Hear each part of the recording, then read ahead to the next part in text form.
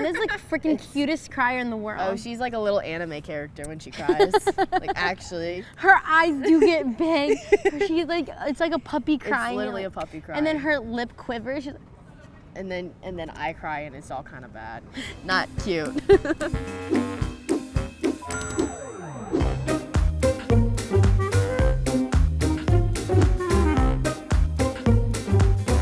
What's up, Bruin fans? Welcome back to this week's episode of Bruin Banter, where our special guest is Gigi. Yay! Thanks for having me. Thanks for being on the show. You had an amazing day 2 at Nationals, and your beam was just, it was absolutely flawless. Thank you. It was so beautiful, elegant. It was beautiful. It was fun. What was kind of going through your mind while you were up there? It's crazy because the first day of Nationals, I was actually a little bit more nervous, had a lot of adrenaline, and when I went up there, I started a little bit too quickly, and then the whole rest of the team was a little bit too fast, and I just didn't do my best. And as soon as that happened, the next day I woke up and I'm like, I'm gonna nail my routine. And from that moment I woke up, I had this whole confidence, and I just knew I was gonna hit. Which is kind of crazy, but. That's awesome. That's really good to just like switch that mentality from day 1 to day 2. Yeah, it's just crazy how it literally went from being kind of shaky and nervous to literally like without a doubt I knew I was gonna hit, and there was no nerves at all. So we just got back from Nationals in Fort Worth, where we finished 3rd at the National Championship, which is a huge feat to accomplish. It wasn't our best meet, but it wasn't bad either. Yeah, I agree, and just what Val was saying about all the pressure we've had this whole year, I think our whole team did really well under the circumstances, and I think we came out in the best way we could have. We all left with no regrets. We didn't have any reservations. We made a little bit of too many little mistakes, and it wasn't because we were holding back. It wasn't because we were playing small. We were going hard and we were going big, and that's all they can ask for, and I think that's all we can do. Yeah, we really just wanted it a little bit too badly, I think, and then we just got a little bit tight and we didn't do what we normally do, but we did the best we could. We did. So we have a lot of ground to cover since there were 2 days of competition, so let's get into the meet recap.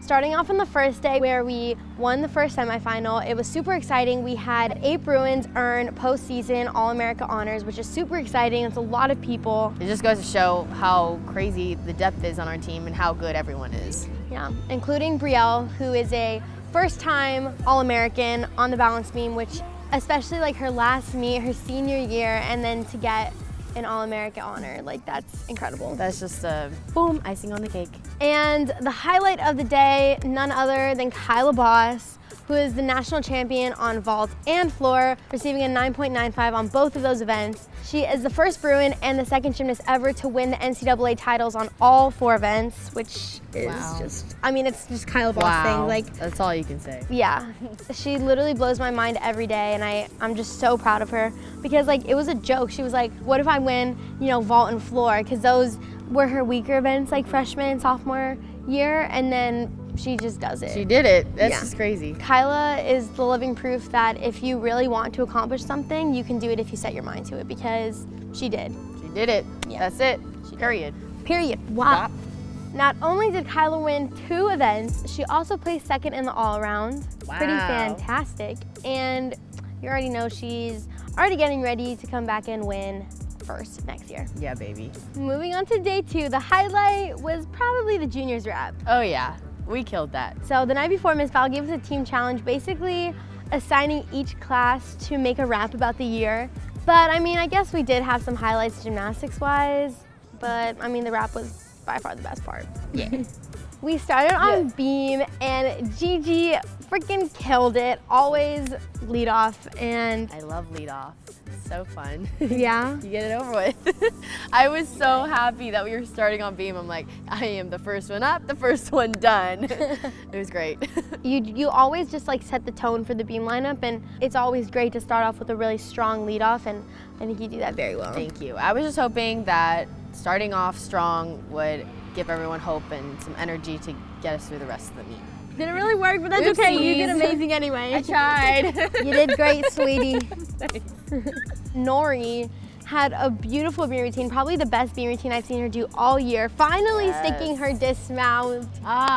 Thank you. I love watching Nora Flatley on beam. It is absolutely gorgeous. She's beautiful and so confident and so fierce with a little, like, Oh yeah. love that. And the highlight of floor, Caitlin's last floor routine ever. She absolutely crushed it. She scored a 9.95. It was just electric because on floor, during those types of meets, the last person is usually the only one competing at that time, just for everybody to just stop and watch her.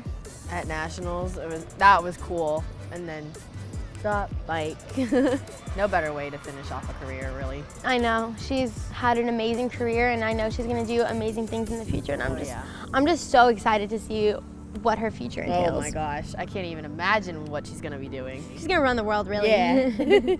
Moving on to vault, Nia absolutely crushed it. She stuck her vault, and I think it really motivated the vault squad going into that rotation. We were a little bit down after floor because floor is usually our top scoring event, and to have that not go the way that we planned was a little bit frustrating.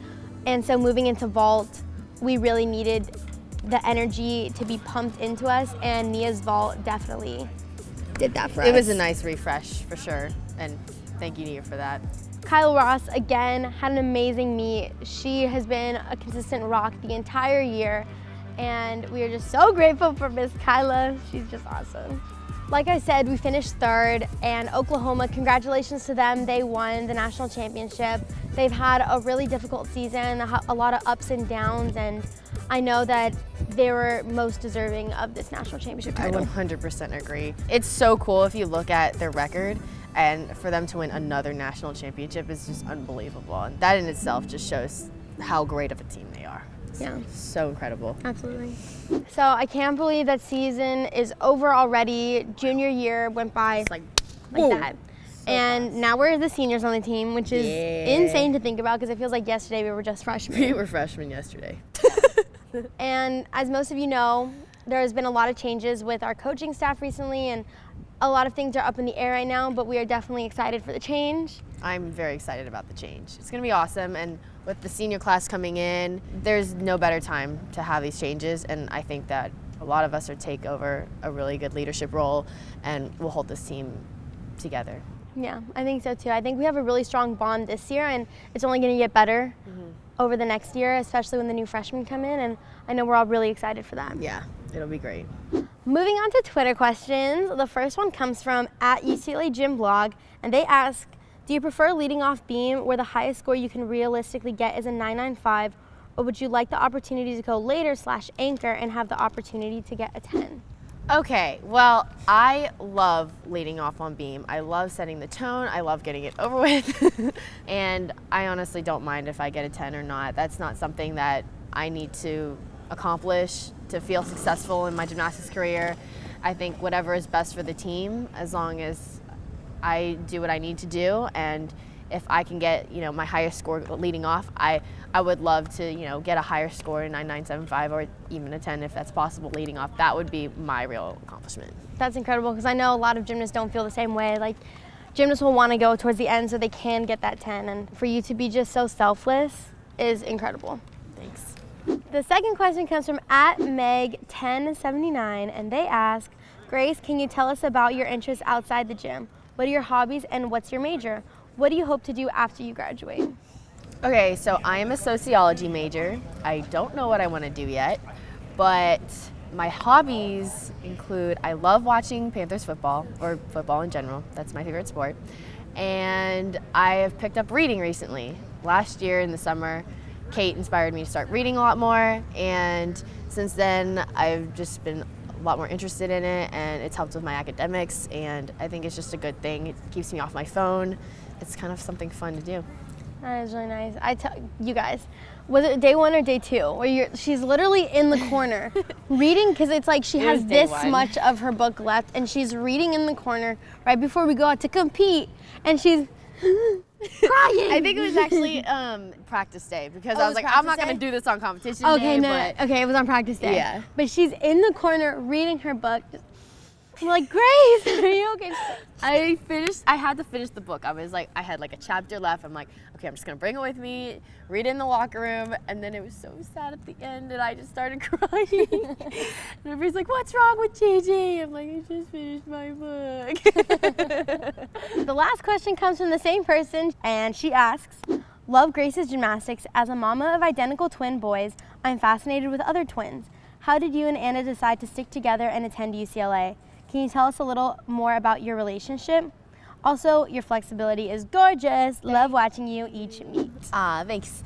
Yeah, Anna and I, from the time we started recruiting, we already knew that we were going to go to the same college. Like, that was not a question at all. Without a doubt, that was the deal.